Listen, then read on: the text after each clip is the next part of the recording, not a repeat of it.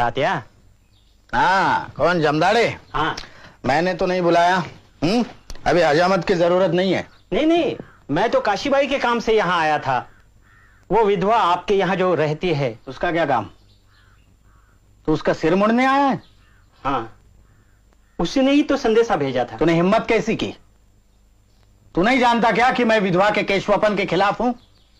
हम केशवापन के खिलाफ आंदोलन चला रहे, और तू उसकी हजामत करने आया है यहां मेरे ही घर में? नहीं नहीं, नाराज मत होना तात्या। वैसे तो खुद मुझे ये काम करना अच्छा नहीं लगता है, लेकिन क्या करूं, उसने जो मुझे बुलवाया। मैं तुम पर नाराज नहीं हूं जमदाड़े, तुम्हारा भी क्या दोष। मगर तुमको अगर यह काम अच्छा नहीं लगता तो तुम और तुम्हारी जमात विधवा का केशवपन करने से साफ इनकार क्यों नहीं कर देते? ब्राह्मणों से कह दो कि अगर वो इस जंगली रिवाज को जारी रखना चाहते हैं तो उस तरह अपने हाथ में ले और अपनी विधवाओं का सिर मुंडे। असल में तुम लोगों को कहना चाहिए कि जब तक ब्राह्मण लोग इस भयानक रूढ़ी को खत्म नहीं करते ना, तब तक तुम लोग उनकी दाढ़ी मूछें नहीं बनाओगे। आपकी बात बिल्कुल सही है तात्या। जरा हिम्मत से काम लो, तभी ये बंद होगा। हाँ, यही एक रास्ता है।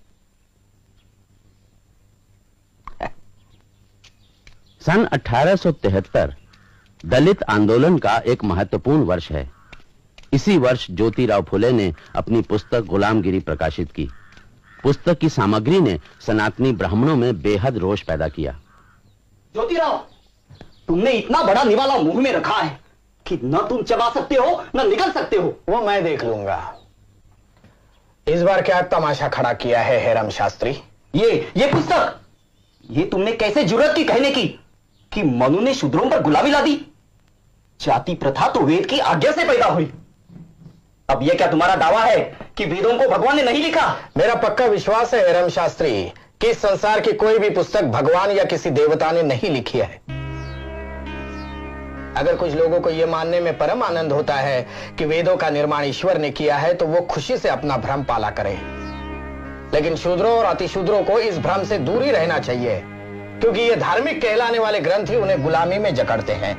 ज्योतिराव, तुम लोगों को ब्राह्मणों से नफरत करना सिखा रहे हो। बिल्कुल नहीं, ब्राह्मणों को मैं अपना भाई मानता हूं और इसीलिए उनके काले कारनामों पर शर्मिंदा हूं।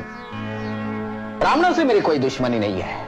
मेरा सारा संघर्ष ब्राह्मणवाद के खिलाफ है। हेरम शास्त्री, आप जितने जल्दी समझेंगे कि शूद्र जन ही इस देश की जीवन शक्ति है, उतना ही अच्छा। अब तुम्ही से सलाह लेना बाकी बचा था।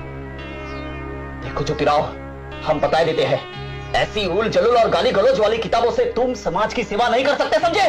ना आप ही कर सकते हैं शास्त्री जी, ये कहकर कि वेद और पुराण देवताओं के मुख से कड़े हैं, न ये फतवा देकर कि फुले ने उल जलूल और गाली गलौज वाली किताब छपाई है, न ये कहकर कि बकौल विष्णु शास्त्री चिपळूण करके फुले पहले मराठी का व्याकरण सीखे और बाद में लिखने की सोचे। आप विद्वान कहलाने वालों में से एक भी ऐसा नहीं निकला जिसने मेरे उठाए सवालों का जवाब दिया हो। आपके पास कहने के लिए कुछ नहीं है, इसलिए ये दो कौड़ी का बड़प्पन जता रहे हैं।